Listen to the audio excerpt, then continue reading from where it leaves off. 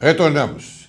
Caro telespectador, hoje é uma grande satisfação para Direito e Justiça em Foco, porque estamos conversando com um homem que entende, um deputado federal bastante eloquente, que é o Paulinho da Força. Paulinho, como é então que você acha que devemos, o povo brasileiro pode ter a certeza que ela vai embora do governo? Que a Dilma caia. A Dilma cai. Pronto. Esse é o melhor termo. Cair. Bom, então, Laércio, você sabe que ela foi denunciada por quase todos que estão lá presos em Curitiba. Sim. Só que como o procurador é amigo dela, não denunciou, né? Denunciou outros, mas ela não denunciou. Sobrou, então, apenas uma alternativa. O Aécio acredita em duas, porque tem uma que está lá no TSE. Eu não acredito no TSE, porque eu já conversei com gente lá de dentro que acha que não dá.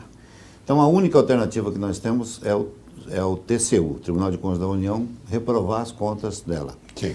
Se reprovar as contas têm que ir para a Câmara Federal. Sim. O senhor já viu, o senhor já percebeu lá que nós limpamos a pauta da Câmara. Sim. Já aprovamos a conta do Itamar, do Fernando Henrique e do Lula. Então, portanto, a próxima é a dela. Nós limpamos para que, a hora que a dela chegar, já não tenha mais problemas de contas na frente dela. Então, portanto, precisa, para que a Câmara reprove as contas dela, precisa de maioria simples, 257 votos.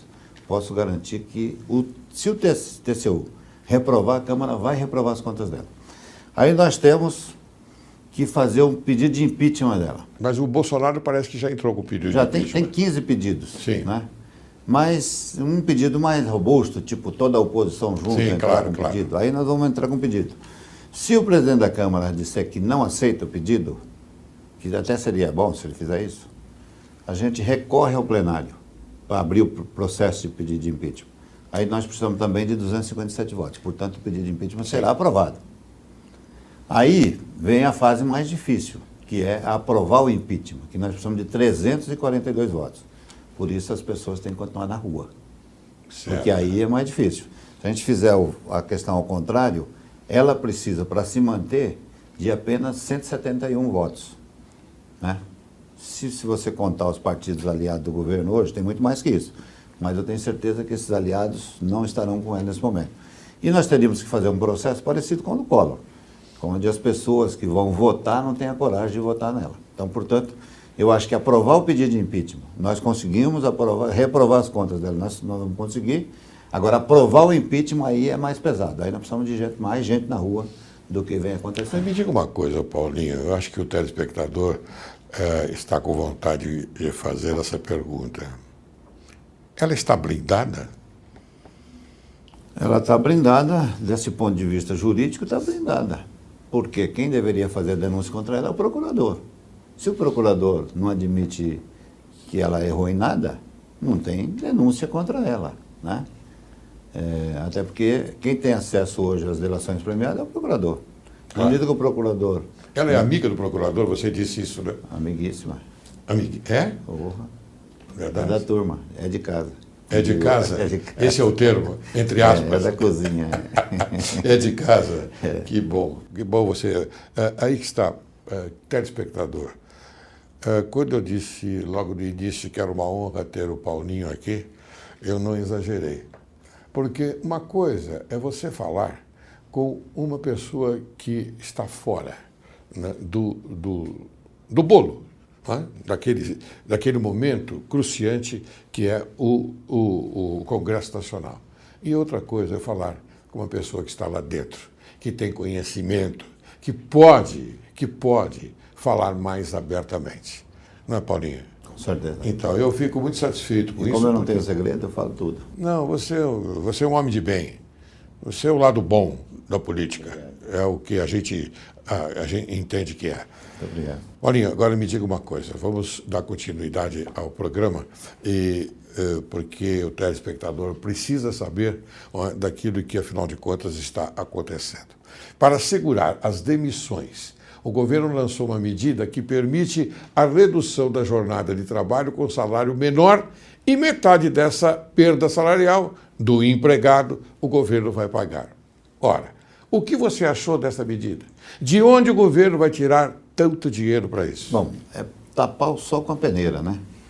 Porque já tem uma legislação, o senhor desembargador sabe disso, para garantir, para fazer esse tipo de coisa, reduzir jornada e reduzir salário, desde que haja acordo com os trabalhadores. Ela repetiu isto, né? Ampliou, ou seja, você poderia fazer por 6 meses, agora você pode fazer por 6 meses, prorrogar por mais 6 meses. Só que você só faz esse tipo de coisa, eu fiz isso a vida inteira. Você só faz se você vê a luzinha no final do túnel. Sim. Se você não tem luzinha no final do túnel, nem os trabalhadores vão querer, nem as empresas. Por que o trabalhador vai reduzir a jornada hoje, reduzir o salário, porque o salário já não dá para viver, porque a inflação comeu. Aí reduz o salário. Se não tem uma expectativa de continuar. Veja o que aconteceu no ABC, por exemplo, nas montadoras. As empresas puseram as pessoas de layoff, que era uma legislação também para segurar por um período, e depois estão mandando todos embora. A GM acabou de mandar embora, a Mercedes acabou de mandar embora. Exatamente por isso, porque não tem expectativa de futuro. Então, essa lei é uma lei interessante. Não vejo nenhum problema de você ter uma lei para garantir emprego em determinado momento. O problema é que não tem expectativa de futuro.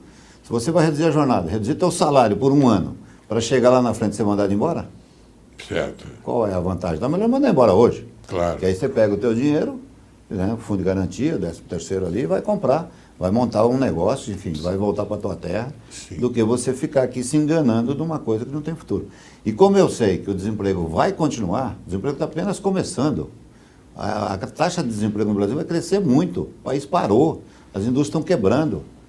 Além da crise econômica, você tem uma crise da desindustrialização, que eu falei aqui no início, ou seja, então a indústria quebrando não tem porquê, não tem como segurar emprego. Então o país, um processo que nós demoramos 60 anos, 70 anos para construir, que a indústria nacional está quebrando toda. À medida que você vai falando, a minha cabeça vai tomando assim um corpo diferente, eu vou raciocinando e vou fazendo comparações. Você acha que, então, o governo está sem dinheiro?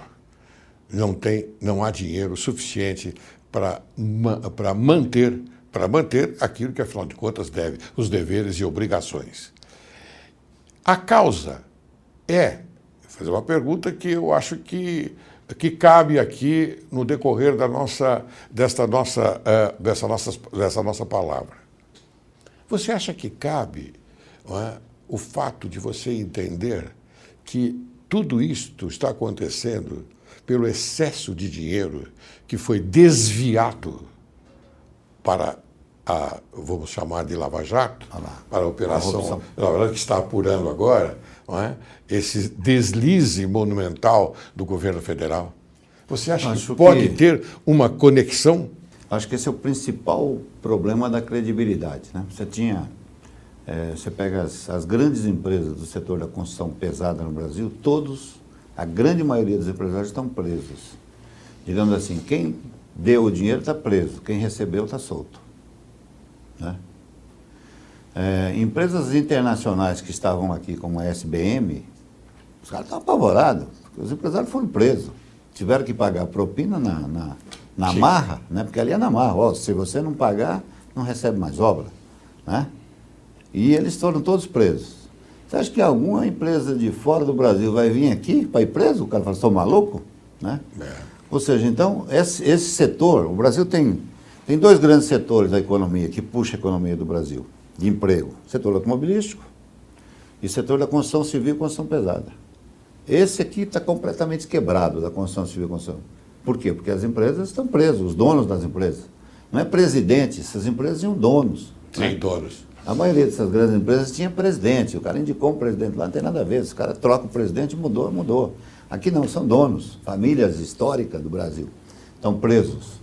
Os trabalhadores não estão recebendo seus direitos nesse setor. Milhões de pessoas, milhares e milhares de pessoas sendo demitidas. Então você tem 2 setores que puxavam a economia, 40% da economia está aqui nesses 2 setores. Quebrado, parado. Né? Enfim, então, o desemprego vem daí, muito da corrupção. Obras que custavam 3 bilhões, ficou custando 23 e não acabou ainda. Né? Ou seja, o PT inovou, porque no passado o nego roubava 10%, o PT está roubando 90%, é o contrário. É verdade. É verdade. Está gastando 10 e roubando 90. Não tem quem aguenta. E está roubando mesmo, né, Paulinho? Roubando na cara dura. Nós só vimos uma até agora, que é a Petrobras. Agora nós estamos abrindo mais 2 CPI lá. O Do BNDES e dos fundos de pensões. E esse O fundo que de eles pensões? fizeram dos fundos de pensões é um negócio criminoso. Mas então, Paulinho, é muito dinheiro. É bilhões e bilhões. Eu vou arriscar trilhões de reais que foram desviados. Pô, se um gerente tinha 100 milhões de dólares, um gerente é um cara de terceiro Mas será escalão. que esse gerente que tinha 100 milhões de dólares já não estava destinado para passar para alguém mais influente? Não, mas ele devolveu 100 milhões de dólares. Só devolveu 100. E o resto? Então, mas um gerente devolveu, você imagina os outros de cima quanto que roubou. É verdade. A gente fica... Eu fiz uma conta, a gente fala 100 milhões de dólares. Eu fiz uma conta em segundos. Quanto tempo dava para, se você fizer a conta, para contar 100 milhões de dólares? E falei isso muito na CPI. tempo. Demora, me parece, coisa de 8 anos. Ou seja, Só para contar? Se você transformasse em notinha de R$1 os 100 bilhões de dólares, na verdade eu fiz uma conta de 200 milhões de dólares, porque ele disse que é o que o Vacari Sim. tinha recebido. Então, 200 milhões de dólares, se você transformar assim, uma notinha de dólar em real, R$1, e contasse a cada segundo R$1, R$1, R$2, R$3, demoraria, me parece, 8 anos e pouco. Ou seja, começava lá no início do governo Lula e estava contando quase até hoje. Quer ver? É muito dinheiro, Paulinho, é muito dinheiro mesmo. Bem, você é a favor da terceirização, não é? E o seu projeto permite que todo mundo seja terceirizado, inclusive o trabalhador que tem uma empresa de terceiro e pode terceirizar para outra, e inclui o setor público também. Me diga, Paulinho, já que você é você teve um manancial, não é, de ideia nesse sentido, não é? Explique melhor essa proposta, por favor. Não, na verdade é o seguinte, esse projeto é antigo, está na Câmara lá há alguns anos. É teu projeto? Não é meu, não. Eu só... Mas você apoia esse projeto? Apoiei. Ah, bom. Pelo seguinte, o Brasil tem hoje 13 milhões de pessoas terceirizadas. De 45 milhões de trabalhadores que o Brasil tem, 13 milhões são terceiros. E muitas vezes não tem direito nenhum. Então, esse projeto, eu fiz 4 emendas nele e as minhas 4 emendas foram aprovadas. Está no Senado agora. Por isso ficou parecendo que era meu, porque na verdade eu... Não, por isso que é bom a gente explicar, porque o telespectador precisa dessa informação correta. As pessoas me cobravam que o projeto era meu, mas não é. Eu só interferi nele porque eu fiz 4 emendas a pedido do sindicato. Sim. E as minhas emendas foram aprovadas. Enfim, então, o projeto regulamenta os terceirizados, ou seja, os terceirizados terão os mesmos direitos dos demais trabalhadores, assim que o projeto for aprovado. Sim. Se tiver ônibus na empresa, ele vai usar, se tiver restaurante, ele vai poder usar, se tiver vale transporte, ele recebe, enfim. Então, ele terá os mesmos direitos que os demais têm. Além disso, ele regulamenta também para as empresas, né? Porque hoje, uma empresa pode fornecer qualquer tipo de mão de obra, desde o faxineiro até o engenheiro da empresa, pela mesma empresa. E nós pusemos, então, algumas regras. Ela não pode fornecer mais do que uma mão de obra. Sim. Eu dou um exemplo. A Força Sindical, por exemplo, tem uma empresa que fornece faxineiro e vigilante.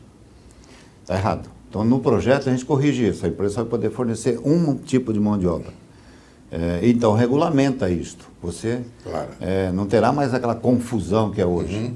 Então, o que nós fizemos na Câmara foi regulamentar a terceirização. Deu toda uma polêmica, porque a CUT queria discutir meio e fim. Eu, particularmente, acho que é muito difícil de você determinar o que é meio e fim de todas as cadeias produtivas do Brasil. É muito difícil. E o meio não tem que ser discutido?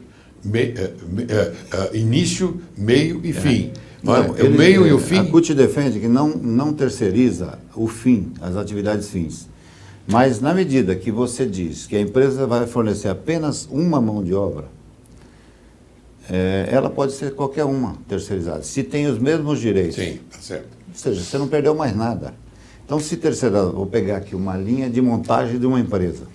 Se ela for terceirizada, ela vai ser terceirizada por uma empresa que vai fornecer apenas montador de carros. Portanto, não tem problema ser terceirizada, ela continua sendo representada pelo mesmo sindicato, vai ter os mesmos direitos. Sim, Foi sim. isso que eu fiz e que eu corrigi no projeto. Muito bem. Paulinho, o que você achou da nova regra progressiva da aposentadoria 85-95? Pode resumir. Bom, resumindo, era um projeto meu e do Arnaldo Faria de Sá, uma emenda minha e do Arnaldo Faria de Sá, nós aprovamos essa regra 85-95, a Dilma vetou, e para não ficar tão ruim para ela instituiu uma nova medida provisória, que está lá, eu já fiz de novo a regra 85-95, Mas o 85/95 vale a pena, na medida provisória dela, até 2016, final de 2016. Depois vai aumentar um ano, para cada ano que passar, aumenta o ano. Então, Sim. nós teríamos que, no final, trabalhar 100, mulheres 90 e homens 100. Nós vamos trabalhar de novo para manter 85/95. Eu acho que 85/95 é importante para os trabalhadores, porque se você completar 85 mulheres, 95 homens, as pessoas se aposentariam integralmente. Tem aquela somatória no meio do caminho, não é? É que hoje é assim, hoje que esse fator previdenciário que come 40% das pessoas. Sim. Com 85/95 você praticamente elimina o fator previdenciário. Você acha boa, então, essa... Eu acho boa, até porque o projeto era opção. meu e do Arnaldo. Muito bem. Ótimo. A presidente vetou a extensão da regra de correção do salário mínimo para todos os aposentados. Que era a minha também. A sua também, a minha também. Como avalia essa medida? Bom, também o projeto era meu, aliás, não era projeto, né? O governo faz medida provisória, a gente faz emenda Sim. no projeto. Então era uma emenda minha, e nós aprovamos na Câmara, aprovamos no Senado e ela vetou. Esse veto está lá, nós esperamos derrubar o veto. Nós estamos num processo de Vocês pressão. estão trabalhando para isso, Trabalhando para derrubar o veto. Por quê? Não é possível que o aposentado que ganha mais que o salário mínimo não tenha uma política salarial. Claro. Né? Todo mundo tem política salarial, todo mundo tem um aumentinho de salário. E o aposentado que ganha mais que o salário mínimo não tem. Então nós precisamos ter uma política salarial. E essa emenda de minha autoria, portanto, dá esse aumento igual ao salário mínimo, ou seja, inflação mais o crescimento do Brasil. Oxalá que isso aconteça. Paulinho, o governo anunciou a concessão de aeroportos, portos, rodovias e ferrovias em todo o país, com recursos do Banco Nacional de Desenvolvimento para esses projetos. O que isso significa realmente? Você pode explicar? Bom, é a privatização, né? O governo Dilma, ou seja, a incoerência do PT, falou mal das privatizações, agora está fazendo, com outro nome, um nome bonito agora, concessão. Concessão. Mudou a terminologia. Concessão, é bom lembrar, concessão dada pelo governo e pago pelo governo, né?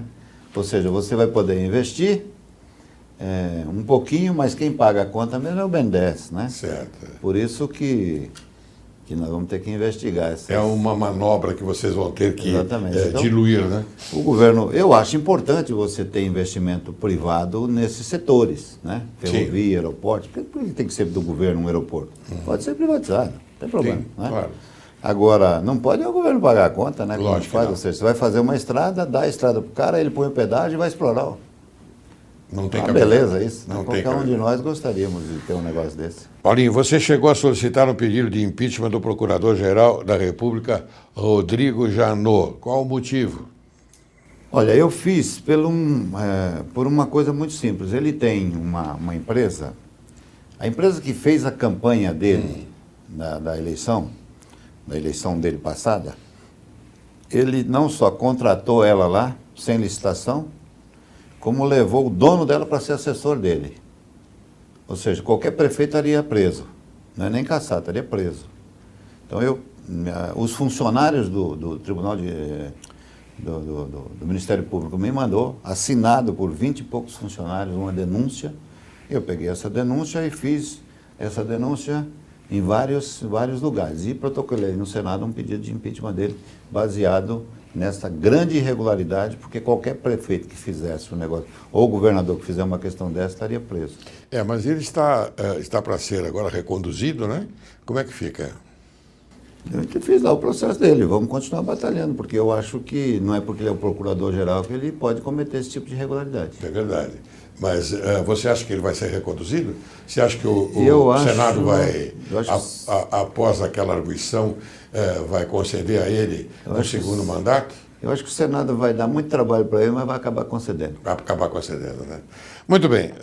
Você pretende apresentar uma emenda que proíbe a recondução ao cargo de Procurador-Geral da República, que também limita um mandato dos ministros do Supremo Tribunal Federal em 11 anos. Atualmente, os ministros podem ficar no cargo até morrer, ou seja, até completarem 75 anos. Por que você considera tão importante essas mudanças? Não, primeiro que nós fizemos essa alteração. Antes disso, eu queria que você perguntar a você o seguinte: você acha que foi justa a decisão feita no sentido de quebrar, afrontar a isonomia no tocante aos 75 anos somente para os magistrados do Supremo Tribunal Federal e Superior Tribunal de Justiça? Eu fui que articulei todo esse processo, né? Não só fazendo Ótimo, então dentro explique do para a Congresso gente, por favor. Nacional, mas fiz sugeri ao presidente Eduardo Cunha, fizemos um jantar na casa dele com todos os Sim. representantes dos 5 tribunais superiores, e eu fiz pelo seguinte: nós tínhamos que aprovar uma emenda para impedir que a Dilma indicasse mais 4 ministros do Supremo. Esse aqui é o básico. Tem uma série de argumentos, mas o principal era isso. E esse projeto estava na Câmara, vinda do Senado. E você acha que esse impedimento seria bom para a sociedade brasileira? Eu acho que se ela indicasse mais todos os ministros do Tribunal de Justiça, quase todos do Supremo e todos do Tribunal Superior Eleitoral, nós estamos lascados. Íamos todos presos como ladrão ainda. Né? Ou seja, não era possível. A democracia, nós íamos virar aqui uma Venezuela. Seria o judiciário do PT? Seria o judiciário do PT. Posso chamar assim, não? Eu acho que sim. Seria o judiciário do PT? Seria o judiciário do PT, ou seja, era um caos. Então, tinha uma emenda que veio do Senado, que só dava para os tribunais superiores, e nós, para não criar problema, votamos essa. Agora, eu acho que tem que ser estendido para os estados. Muito bem. Eu tenho aqui mais uma pergunta a fazer a você. Não, então o senhor me perguntou dos 11 anos. Sim. Nós estamos com uma PEC, uma comissão especial, para discutir o mandato para os tribunais superiores, para o Tribunal Superior. Sim, sim. Só que seria para os novos ministros. Ou seja, na medida que um ministro daqui 5 anos sair, por exemplo, o Celso de Mello, que vai completar 75 daqui a 5 anos, ele sairia, aí esse juiz que entrasse no lugar dele, esse ministro, teria já um mandato de 8 anos. Sim. Só para os novos ministros. Só para os novos ministros. Isso. Muito bem, Paulinho, eu tenho muitas perguntas a fazer a você, mas lamentavelmente o tempo me obstaculiza, não é? Essa vontade imensa de levar para o telespectador a vantagem do seu ponto de vista. Mas eu não posso, porque eu tenho que obedecer ao horário. Lamentavelmente, mas você virá aqui outras vezes, não é? Com certeza. Muito obrigado aí pela... Que isso, eu quero então que você apresente as suas considerações finais. Quero agradecer ao senhor pelo trabalho, parabenizá-lo pelo trabalho que vem fazendo, pela oportunidade da gente poder falar um pouco daquilo que acontece no dia a dia e principalmente nessa questão trabalhista que foi muito tocada aqui. Então, eu espero que a gente possa ter um Brasil melhor, e para ter um Brasil melhor eu estou convencido que nós precisamos tirar a presidente Dilma. Espero que a gente possa fazer isso o mais rapidamente possível para que o Brasil possa voltar a crescer, desenvolver e ter empregos. Muito obrigado. Muito bem, Paulinho. Você sabe que a sua palavra hoje no Direito e Justiça em Foco, apresentando a sociedade brasileira, ela mudou um pouquinho aquela característica de um receio no tocante ao seu nome. Eu, como sou seu fã, eu acho que o povo brasileiro precisa dessas informações preciosas que você nos trouxe, não é? E com isto nós vamos acreditar mais no Brasil, porque você é um lutador, tenho certeza disso, e tenho certeza nas palavras que você disse agora. Bem, ao encerrar então o programa de hoje, quero citar os ensinamentos de Arthur Schopenhauer, que diz: é necessário que todo homem se ocupe de alguma coisa, na medida das suas faculdades. Vencer obstáculos é a plenitude do desfrutamento da existência humana. Desta maneira, Direito e Justiça em Foco agradece bastante, mais uma vez, a sua presença aqui. Muito obrigado. Obrigado a você.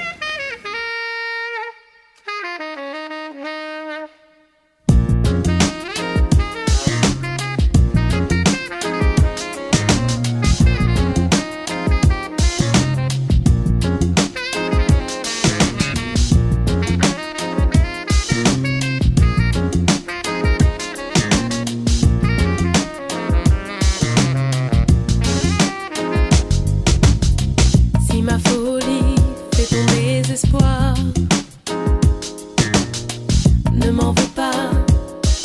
Je n'ai pas voulu